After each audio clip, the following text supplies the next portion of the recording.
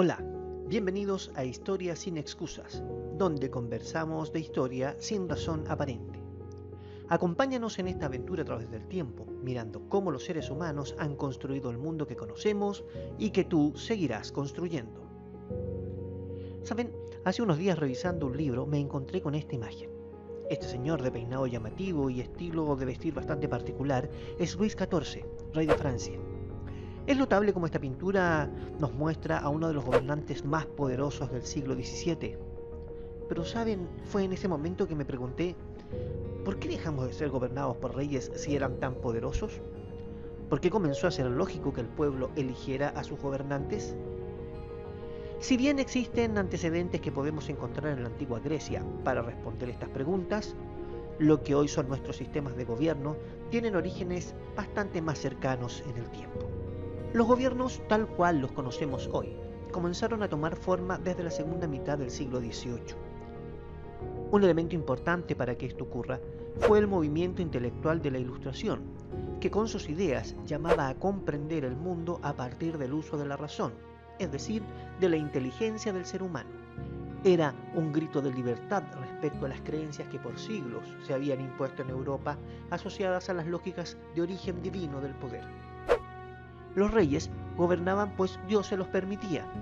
Estos gobernantes solo respondían ante el Ser Supremo por todas sus acciones y por tanto no respondían ante el pueblo, en especial cuando cometían errores o abusaban del poder. Hoy, para nosotros, es común hablar de la separación de los poderes del Estado. Sin embargo, hasta antes del siglo XVIII, en general, era el rey quien tenía bajo su control todos estos poderes, es decir, controlaba el poder legislativo, referido a crear leyes, el poder ejecutivo, es decir, la responsabilidad de hacer cumplir el respeto a la ley, y también el poder judicial, que es el responsable de sancionar a quienes no cumplieran las leyes. Tanto poder en una sola persona obviamente causó conflictos, como el abuso de poder y la irresponsabilidad política frente a los actos cometidos. Toda esta situación comenzó a tener un giro radical cuando las ideas de la Ilustración comenzaron a tomar parte en los procesos históricos, como la independencia de los Estados Unidos y en especial en la Revolución Francesa. Derivado de lo anterior, surge una doctrina que dará forma a muchos de los ideales de la época.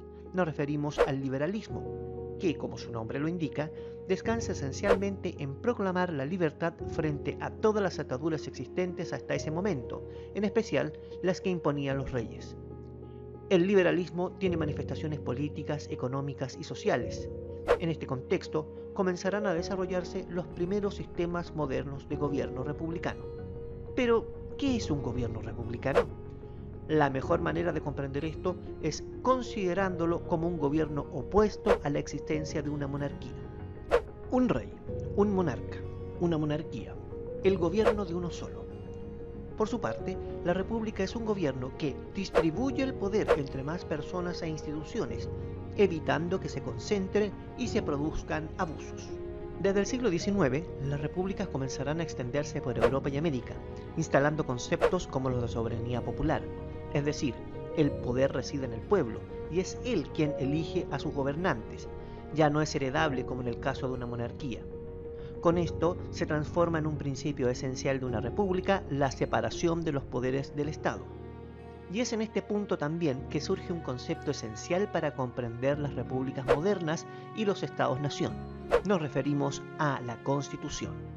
La Constitución es base para que los nuevos estados republicanos definan las características y poderes del Estado, establezca la necesidad de su separación y también consagre o asegure los derechos de los ciudadanos.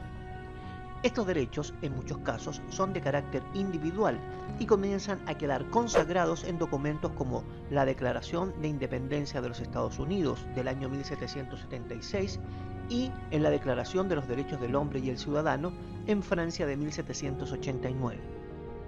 Algunos de los derechos que comienzan a consagrarse son la libertad de expresión y de prensa, la libertad de reunión y asociación, así como también la libertad religiosa. Antes, todas estas libertades podían ser restringidas por los reyes, pero desde el momento en que surgen las constituciones, incluso los monarcas que logren sobrevivir a este proceso deberán someterse a lo que diga una constitución. Todas estas libertades que acabamos de mencionar en lo político también tendrán un correlato en lo económico. Las bases del liberalismo económico se encuentran en las ideas del economista Adam Smith. Entre las principales características del liberalismo en el ámbito económico podemos destacar la defensa a ultranza de la iniciativa privada, con lo cual se busca lograr el máximo beneficio personal en los negocios. Lo anterior explica que se asuma como positivo limitar al máximo la intervención del Estado en la economía. Se busca lograr además acumular capital, dinero, maquinaria, materias primas, y con esto potenciar la competencia para producir mejor. En todo este escenario se realiza una defensa absoluta de la propiedad privada, para lo cual el Estado mediante leyes debe asegurar su protección. En todo este nuevo escenario se supone que es la relación directa entre los consumidores y productores lo que define qué producir, cómo hacerlo y para quién, manteniendo al Estado fuera de todas estas decisiones. Es así como el liberalismo dará piso político y económico a muchos de los procesos históricos que comenzaremos a ver durante el siglo XIX, entre ellos, por ejemplo, los procesos de independencia en América.